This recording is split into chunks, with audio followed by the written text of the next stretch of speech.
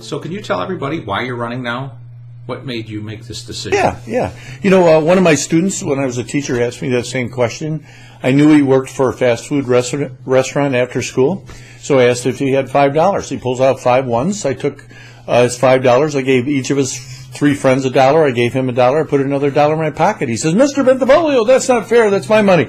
I says, "You're absolutely right. It's not fair. Now you know why I'm running for office." You know, and the reason I'm running now is because, well, I've been there and done that. I have experience. I got a pretty good conservative record. I had, our office literally won 2 constituent awards for serving both Democrats and Republicans. Every bill I sponsored came from an idea or suggestion submitted by a constituent, not a lobbyist from D.C. We also had a mobile office that traveled the district, 2 weeks here, a week here, 2 weeks here, whatever the case may be. We were all over the place. We never turned down an appointment. If you called and said, "Hey, I want to meet with the congressman," we'd fit you in. You may have to wait a while because I was a busy guy. What I did was I made random checks to, for instance, let's say you called my office on a gun issue or the economy or something else. We'd probably get 40 to 60,000 people contacting our office on a yearly basis. And I'd get a printout based on the issue. So whatever the issue was, your name went on a spreadsheet on Excel. It gave me your name, your phone number, your address, because you have to put that information in because we have to verify you are, in fact, a constituent, because I can't answer or handle issues for people outside of the district. So I would make random calls, and I'd call up my constituents, and I'd say, "Hi, this is Congressman Kerry Bentivolio. I understand you contacted our office some time ago on this issue." "Oh, yeah, I did." I said, Great. Hey, I just want to know if my office contacted you within 2 weeks or less. Is that true or not true?" And they go, "Oh, yeah, it was, yeah, they were pretty quick. You know, they'll get a form letter or maybe even a personal phone call." And then I would ask them, it was kind of funny, I said, "So now that you have me on the phone, are there any questions I can answer for you now?"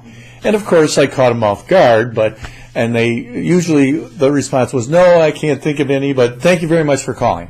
And it was my way of making sure that my office responded to constituents within 2 weeks or less. And I think that's why we won the 2 constituent awards. So I'm a fast learner. I passed my first piece of legislation the 3rd month I was in office. The House historian said I was the most effective and successful freshman congressman in 50 years. And it's in the congressional record, but it actually is a misquote saying a recent memory. And I'm a fast learner. So we got a lot of things done.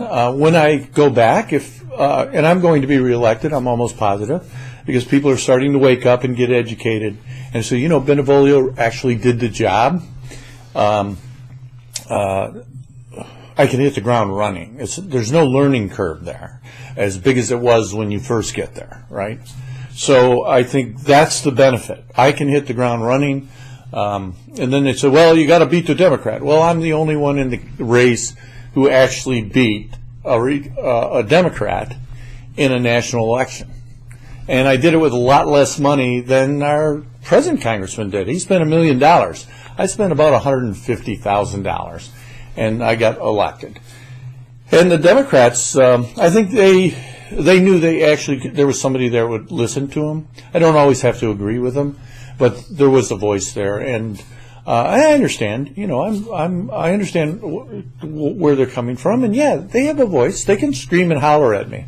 What I don't like is when they anybody disrespects the office. You can dislike me personally, but you will respect the office. It's like Speaker of the House. A lot of people didn't like our Speaker, but he's Speaker of the House. I'm an old soldier.